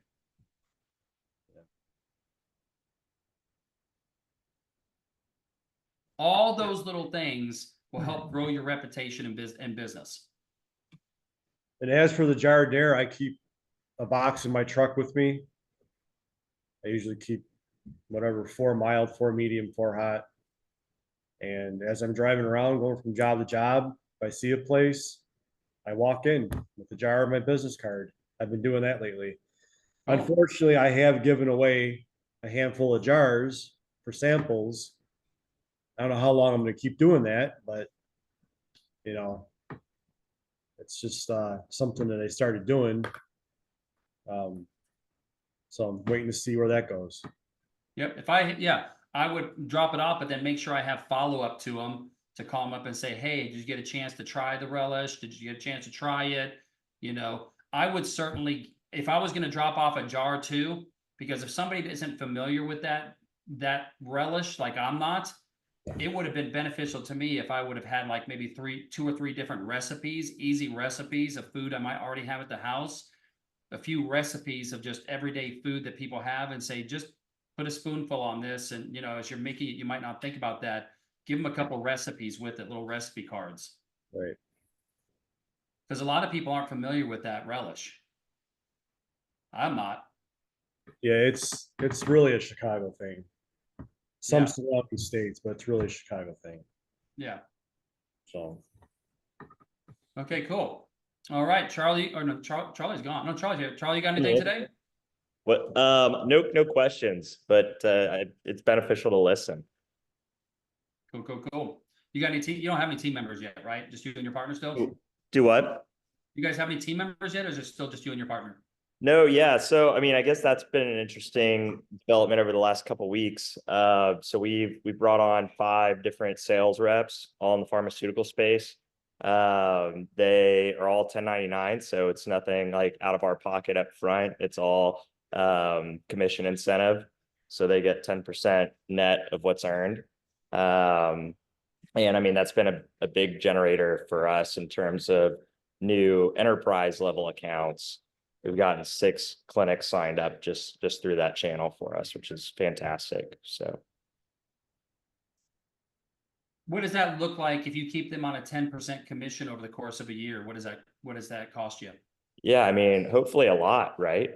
But you know, for them, it's an incentive because we don't have the capital means to be able to hire them outright. You see the storytelling, Kate, where there's no actual data, there's no actual real answer there, like Kamala Harris. How much is it going to cost you over the course of a year with a 10% commission based on your projections? I mean, so based on the projections for, I mean, we'll say 10 accounts, right? Say those 10 accounts. What's your projections? Did you project this out of the course of the year? Yeah, so I mean, I did not on the enterprise side at all. But I mean, if we throw a rough number at it, just using what we've got right now, you know, it cost me somewhere around $20,000-$30,000 for each rep. But Charlie, do you think has serving you in your business ever worked great in your favor when you just think about a number, what it could, and roundabout number? Has that ever worked great for you in your business? I used to do it like that. It gets better once you start projecting things out. It's hard for me to project this because I don't have like historical data here. So I guess like that's where I'm at a challenge for being able to just say like, hey, look, like here's the guaranteed cost of what I can expect over a year. Like for instance, that we just stood up the enterprise side of our like it's basically a GPO, right? A group purchasing organization. And we did $5,000 in RX sales this past week. I mean, it's a great start. I'd like to see where that goes over the next 30 days, what we're doing a week. And, you know, off of that $5,000, 10% of that, so $500 is, right? That's correct. I think so off the top of my head, is commission to the sales team. None of those. It's actually easy to project it out. So all you do is take, if they make a sale to an enterprise level client, which that's not a sale, that's just signing up an enterprise client. Right. They're going to sign up an account. They're going to sign up an account, and then you're going to pay them for every bit of revenue that comes in from that account. They get paid 10% of the top line, bottom line. What do they get paid 10%? Yeah. So they get 10% of the bottom line. So it's all net. How is the bottom line calculated? So that's based off of our margin, right? So every item that's ordered, we have separate margins for. We have margin ranging from 15% to 60%. It just depends on which. So do each of these reps have a table of every product that's sold that says, here's how much we charge, here's our cost, here's the margin and this is what your commission rate is on? Yes, and they have freedom to negotiate those deals too. They just know that obviously the lower the number that they take, impacts the earnable commission on each. Is there a minimum amount that they can sell a product for? Yes, yeah, there's a Have bottom. this all in a spreadsheet for them. Yeah, it's all in a spreadsheet. Yeah, Okay, so you say this is, so you're letting them just manipulate price however they want, based on whatever they want to make. yeah, we give them a floor. We say, hey, here's the floor that you're able to Okay. go to that we're comfortable with, right? And they can increase the price. So that's there's a lot of elasticity here. So we've negotiated a rate that's stellar. We take it to an So account. I'm Joe Enterprise client. Mhm. I get negotiated a deal by one of your reps. Yep. One of your reps goes to another friend of mine and gives them completely different pricing. How am I going to feel about that? I mean, those ecosystems don't talk to each other, I guess is the deal. You never know. I mean, sure, right? You If never it's know. yeah, but Chiropractors know chiropractors, medical practitioners. I think you are. I mean, I get it, right? I You get are it. setting yourself up for some serious flack there by giving your reps complete autonomy of what they can sell things for. I will contest that mentality in this space just because that's how the pharmacies already operate. Nobody's got the exact same price. Okay, we'll see. Okay, so either way, you can project this out by saying if my sales rep signs up 1 account, 2 accounts, 3 accounts, we can estimate that account might bring in X amount of dollars in revenue. Right. And you can spreadsheet that out over the course of a year. Sure. What you want to figure out is, are you setting yourself up to where this sales rep could make $1 million in 1 year? And you say, hey, yeah, I'm completely happy with that. Because I know I'll be making 2-3 million. That's a great beginner small business owner mindset that can get you in a lot of trouble financially. Because why pay $1 million if you could pay somebody $100,000 or $250,000? I understand that 100%. And once we get to a point where we've got Steve, how often do salespeople love getting their commission plans changed? And I'm not saying we're going to change these, right? I'm saying this is our team to get us off the ground and to get us off the ground quickly without costing us a ton up front. I know that's going to cost us in the long run, but at the same time, like just getting out the door quickly is more important to me right now. I mean, that's why I sacrificed last weekend just to get this portal stood up, so that way we could get to market faster and start making initial sales, and we're getting those in. My cost is controlled, right? So it's 10% of those volumes that are made. I'm still not exceeding a 30% cost on transaction. So, and I'm assuming these guys do these 5 reps, do they have jobs already and they're doing this on the they side? have jobs where they sell to clinics, which are my customer, right? So they've got a relationship there that they're able to easily open the door and get us in with. And that's the advantage, right? And so I'm willing to sacrifice 10% of the net earnings to get that footprint, Gotcha. So, But is the goal for one of them or more of them to quit their jobs and then work for you full time? yeah, I mean, each of them love what we're doing and they see the long-term vision, and that's absolutely where we would all love to cumulatively get to. We just have to knuckle down and get scrappy right now.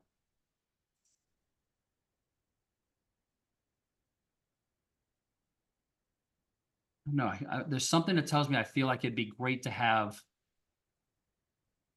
get to where you have one full-time sales rep as fast as possible that's completely dedicated. Oh, absolutely. Yeah. Absolutely. So measure what that costs. So let's start talking about every month now that you've got these 5 reps.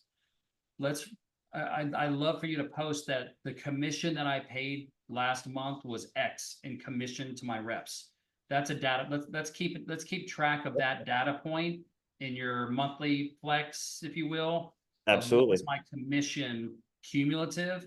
Because when that monthly commission cumulative gets to $6,000-7,000 a month, then it's time to convert one and get a full-time rep.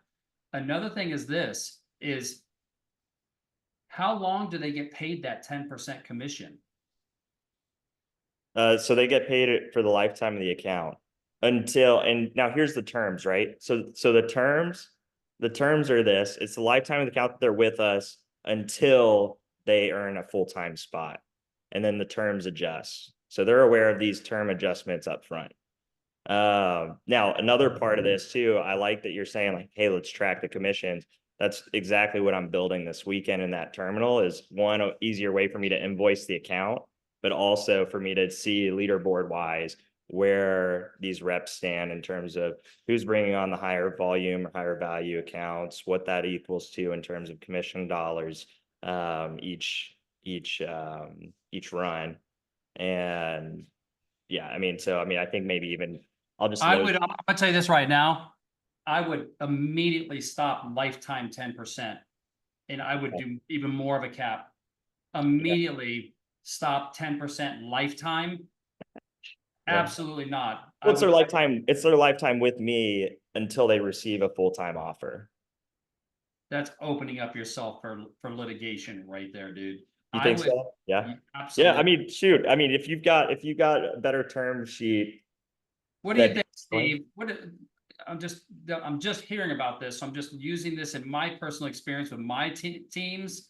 I didn't have any lawsuits, but I had in my CBD company, I have a lot of people that are local that have relationships with dispensaries or chiropractic offices, and they'll bring me in the door and they'll expect to pay forever. And what they do is they step out of the account. So I had to change it to make sure that they're active playing an active role. So, like they'll get a first deal if they bring me in and they make the introduction, but if they don't stay active in the role, I mean, you really have to customize something specific, but just 10% to be open like that, I think Sean is definitely, there's a lot of things that could go wrong with that. Yeah, it could be that they have to do a certain level of commission every month. It could be tiered like the insurance business. It could be tiered 10% first year, 5% second year, 2% for lifetime. Because someday, if you say, hey, yeah, you're up to $5,000, $6,000, $10,000 a month now, we want to convert you to a full-time employee. You know what, Scott, Charlie, I'm good, man. I'm good. Just they're like, hey, I'll stay 1099. Making my 10,000 a month. And now you want to just do it? I'll tell you what, I'll have my attorney call you. Are they active in the accounts after the introduction? Yeah. And they're promoting sales and fulfilling this. And here's the thing too, right? So they might onboard an account that specifically does one particular type of compounded medication. And, so that's 1 out of 600 items that this account could be active in. And so it behooves them to educate these accounts on the other tools, right, that they could be ordering. And that's where the repeated value is for the rep to say, hey, you've got this base. We've also got these other pharmaceuticals that are available. Here's the benefit to your patient base. And here's what that looks like from a programming standpoint. So that education, that ongoing education is critical for them growing. I would tier it and cap it. Okay. I would tier it. Like an example of those models anywhere? Well, I don't think for your model there is going to be a model. You're going to be basing it on what you think could be potential projections. Okay. I would tier it and cap it based on your experience in your industry. But the insurance industry is a great example.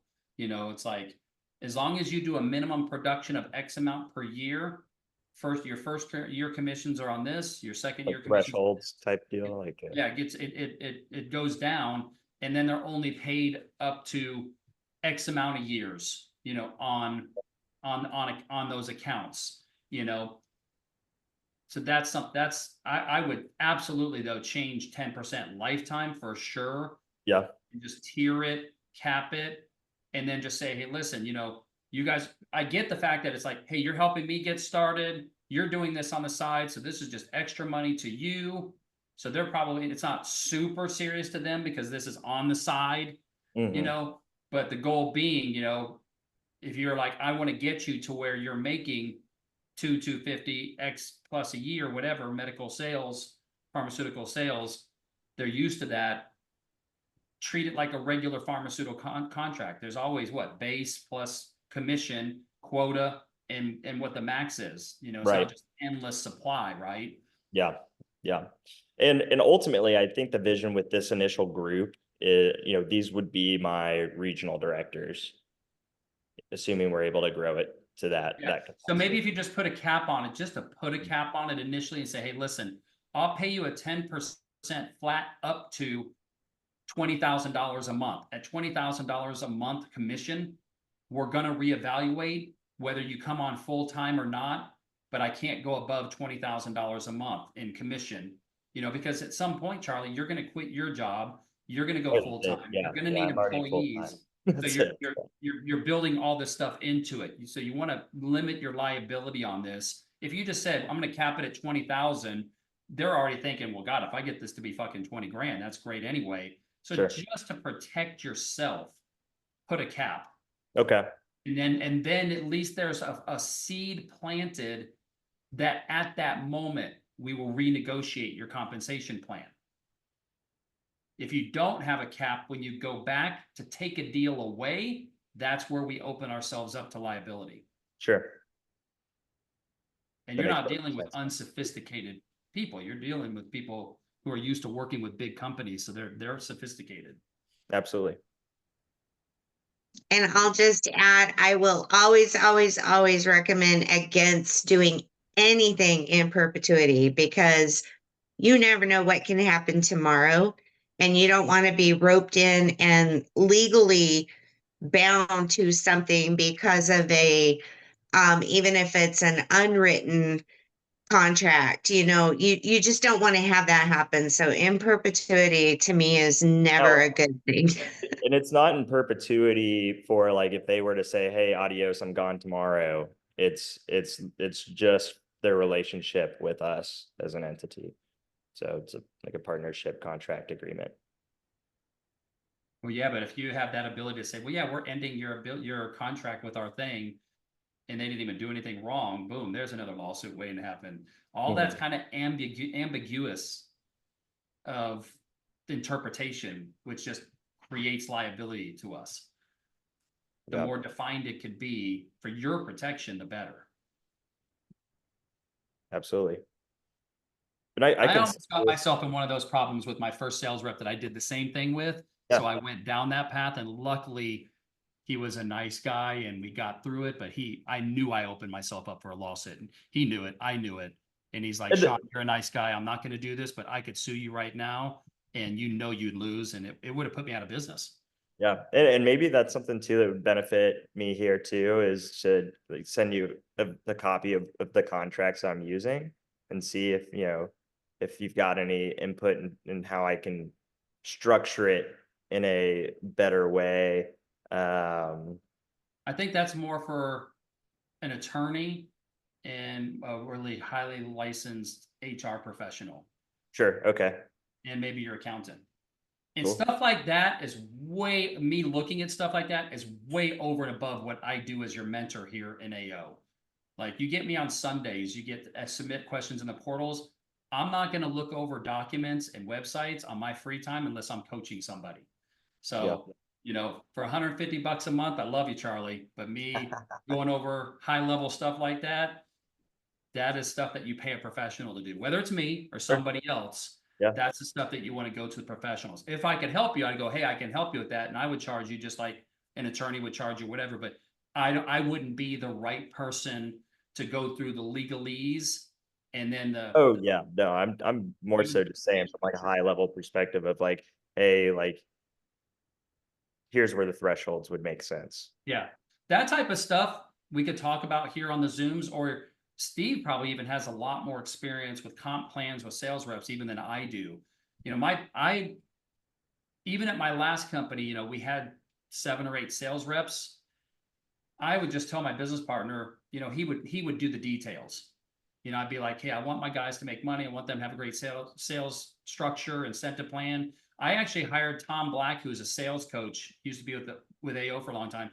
I actually hired him to come in because he's done comp plans for Fortune 500 companies. I mean, he has built $2 billion companies. So he knows how to create those comp plans, and he brought a sales manager person into our company and helped us structure all of those things for our company. Yeah, I mean, if there's an inlet there, that would be huge, because I personally have never built out like true comp plans. This would, Is if that I, something that well, you this is would my know how to first do, time, this Steve? would be my first time.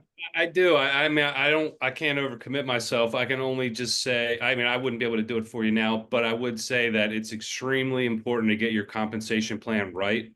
Because salespeople are coin operated. So when you put a plan in front of them, you have to understand what you're incenting them to do, because they will do that. And you want to make sure that you're protecting yourself, as Sean is saying, but then you're also putting them in place so they can continue to be successful. You don't want to constantly flip reps. Right. Making changes in compensation plans are a huge problem. I've been through it many times. I built my sales team specifically not to do that, because it is a way that a lot of companies do the churn and burn.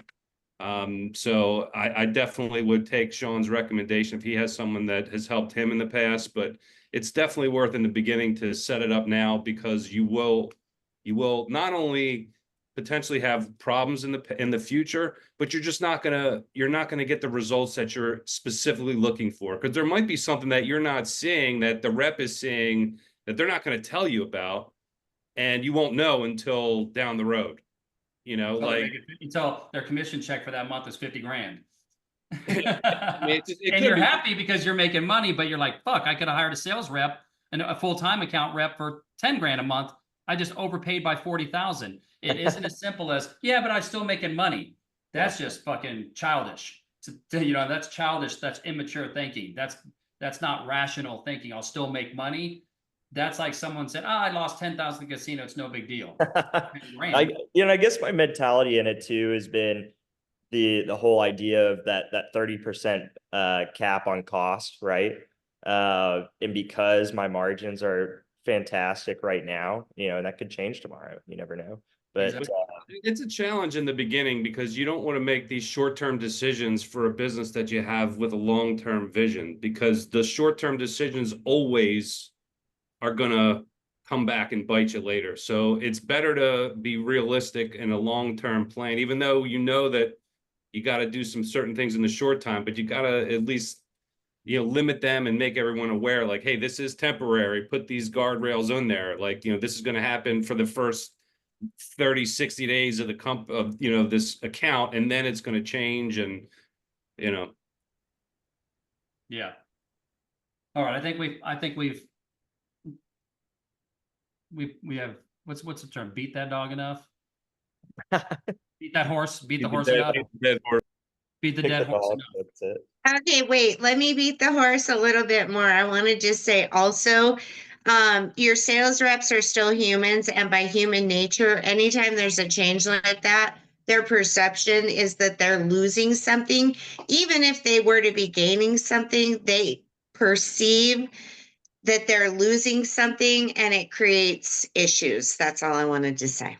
And it can hurt trust for the long term. That's what I ran through. Is even with the guy that I went this through, it just kind of chinked a little bit at the trust. Oh, is Sean going to do this again? Is Sean a good enough of an entrepreneur that he understands what he's doing? What am I getting myself into? It starts to just throw up little red flags. So Makes sense. I would say in this situation, Charlie, a better use of AO would be that before you go do these things that you talk to us on here, get some feedback and then implement, instead of implementing and then getting feedback. If you get used to the cycle being, I've got an idea of what I want to implement in my business. What do you think about it? What are some things that I should take into consideration? And then you go execute instead of the other way. That's absolutely a good homework item. Yeah. And if it can't wait till Sundays, the coaching is always there. It's the options there. You know, but you can reach out to Steve. Steve's got a full-time job now, so he probably has no breathing room. But I can't refer you to the Tom guy that I did, because I don't have a relationship with him anymore. But there's lots of really highly qualified outsourced sales, coaches, if you will. I don't have any in my network right now. I don't know if those guys down in Florida, if that's something. I mean, they do B2B sales, right, Shelley? I mean, do you think that Mark and those guys would be a good introduction? I was think I don't know. Is JT still an option? No, he's a full COO of a company now. Okay. Okay. Are you still involved with those guys in Florida? What guys in Florida? Sales guys, Mark and Steve and those guys? Oh, yes, on the ball. Yeah. If you have On the access to ball. that, Bill, would you mind maybe the next time you talk to Mark or Steve, say, hey, Sean wanted me to ask you, we've got a guy who's starting, he's developing compensation plans for new Yeah. 1099 sales contractors. Do you guys have experience developing comp plans specifically for the medical industry? Would be great, because those are very unique.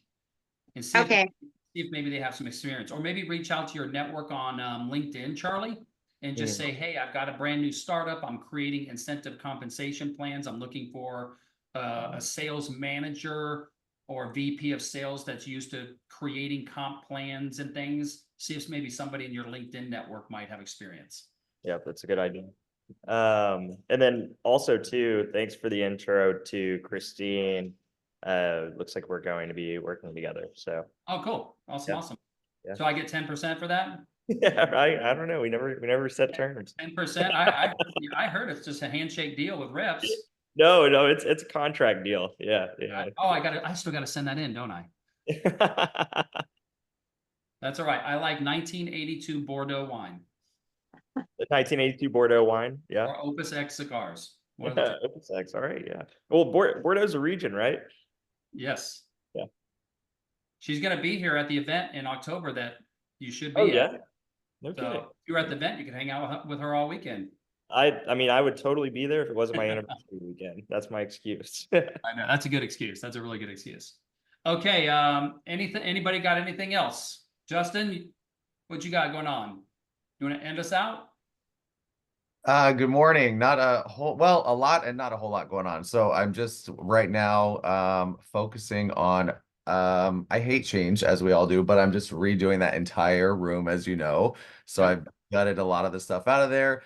I'm juggling between, like, I have the same customer base that has built this business for like the 5 years. We probably have the same less than 100 customers that are weekly customers. So trying to transition over from how do I make them feel like I'm not leaving them to also I need more different customers. Like, I'm dual streaming and changing the live feed room, and they feel it too. They're like, too many changes. So I'm kind of trying to juggle that right now. But I mean, it has to happen. So that's what I'm doing is. Have I told you to read the book Creating Superfans yet?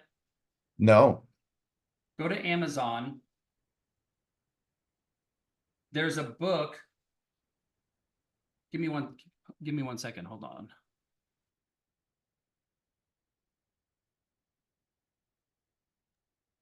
Is that Brittany's book? Oh, your sound just. Okay, sorry. Yeah, called Creating Superfans on Amazon. Got it. Brittany Hodak, Hodak. Read that book, and maybe there's something you could do with that community of 100.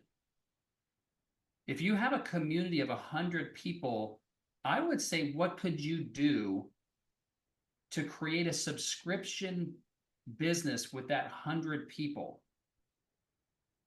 The only thing right now we have is they can subscribe to the page on Facebook. So a lot of them pay $4.99 a month to be part of the Blue Fox Crystals group, which they get like discounts, perks, stuff like that. $4.99 isn't enough of a buy-in for them to really feel like they should be part of the community. Is that $5 or $500? We're at $5, $4.99. Just that I only did it because Facebook likes us to use their features. So we have 38 subscribers that pay $5 a month. I give them like extra, like extra live feeds behind the So scenes. it takes what, 50% of that? They actually give us the whole thing, but I mean, still, I barely see it because I spend it on ads. But Okay, they don't take any cut of subscription revenue. Facebook does not at this time because it's a new service. So Okay. yeah. Well, then I would try to get that up to a $50 to $100, and then like, are there new things that come out? That's what I would start searching for. And here's the way that I would approach it, because this is what happened naturally with me with AO back in the day. People just started asking me for more, started wanting to do more stuff. And so I just I said, hey guys, we're going to have a meeting. And because people are asking for more of this and more of that, and I want to hear all the things that you guys would love to have as the community. And then what would you be willing to pay? That's how we went from a whopping $10 a month initially to 48, and then 48 to 99, then to 149. Was I kept building in more things, and I let it be derived from the community. So the thing is how do you build the community and the revenue within that community while you're also bringing new people into it? Yeah. That's what you're doing. So what could you do more for the existing community? And can there be tiers as well? I bet, what I bet would be a big one for them is because I still charge shipping costs, free, like some kind of free shipping tier, because that's a big sticking point for a lot of people with, it's a lot. Shipping is, for the big boxes, 24, 33. Sometimes they can get up there. So if they're paying a monthly fee, $50 a month, and they can get free shipping twice. Yeah. And you just gotta measure the ROI on that. Yeah. Just generally speaking, it is, that's the thing with a lot of companies. It's like, if somebody buys a $5 item from me, I got to charge them $10 shipping or $6 shipping. And someone's like, I'm not going to buy it if I got to pay more for the shipping than the item that I'm trying to get. Right. And so I would be careful of a non-forecastable, expense to you. Right. Because you probably already have, if you spend X amount, you get free shipping, right? I actually don't. Okay, well, you should definitely have if you spend $100 or if you spend $50, whatever, then you get free shipping. I would definitely do that already. We do if you spend like per live feed over 20, whatever we give away a gift card or whatever, but we build up the boxes. So people build up the boxes for 2, 3, 4, 3 months is the cap. So what would end up happening is I would end up shipping these giant boxes and they would all just build it over a certain amount. So it would have to be like $100 a weekend or $100 you know what I mean? Instead of them building up these giant $50 boxes that I have to ship out for free. But yeah, I haven't done anything with the free shipping over. There are some people that only go live like one day a week and they're like, okay, spend over $200 free shipping, and you just build it into the price. But I would build it into the price and your margins, and people are already used to that. If I spend a certain amount, I get free shipping. Find out what that number is to you. That's actually, I've been thinking a lot about it, and I'm trying to figure out a way to, because it is a big deal for people. Shipping is expensive, so I'm trying to figure out how I can still, I mean, I could not eat the cost of shipping every week. We ship out 35 boxes a week, and it would cost. Well, you could if it was built in, to your margins. So that's the thing. This reminds me of what made Jeff Bezos. Jeff Bezos, his whole vision for his company was, we want to make it as easy as possible for people to do business with us. Yeah, I'm ready. Let's do it. Free shipping, something. I'm going to figure it out. So work through your margins and make sure that you understand your margins well enough. Take it easy, Juan. Make sure you understand your margins well enough so that you can build in, you can say, if you spend $100, then you get free shipping. And then you can put caveat would be, but it also depends on the weight, because you're shipping stuff that can be heavy, but find that there's an answer there somewhere. Yeah, I feel it too. I've been thinking about it a lot because a lot, people that do the same thing I do can't really do that a lot. So I'm hoping that us being a And little, won't. You want to be that they won't do it. You are the company that will do it. exactly. That's how you different. That's another way that how you have all these competitors that do what you do. What can they do that they're not that you will in order to separate yourself from the competition? That's Those are the things you want to look to. What differentiates you? You differentiate you, but from a company perspective, process, pricing, experience, what are the things that you can do to differentiate? You got it right there. That free shipping one is going to be a big one. Yep. Cool. All right.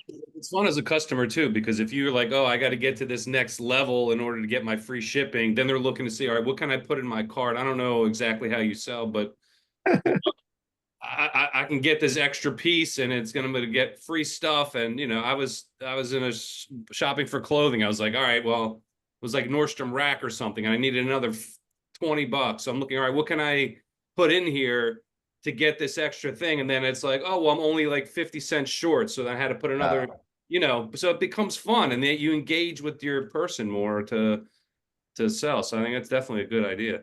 Even to get into that, well, they get into a chance to win the $20 Target gift card every live feed. And at the end of the live feed, $3, they're adding boxes of candy, potatoes, all these little tiny things that we sell, empty chip bottles. I mean, we're selling stuff that people don't even need. But if you multiply that by the 20 people, every live feed, we're making an extra whatever dollars it is a week. So for them to get to free shipping, they'll be like, oh yeah, we'll spend $250 or whatever it is, So anyway, yeah, thank you. All right. I got to get out of here. Anybody else? Anything else? You guys want to continue with Shelly or is everybody good? Good. I gotta get going too. All right. Thanks, Sean. Okay, guys, have a great week. Remember, let's talk this week. Be prepared next week. Let's talk tangible numbers. How much did you sell for the week? Okay, how much money did you sell? Did you make, Kate?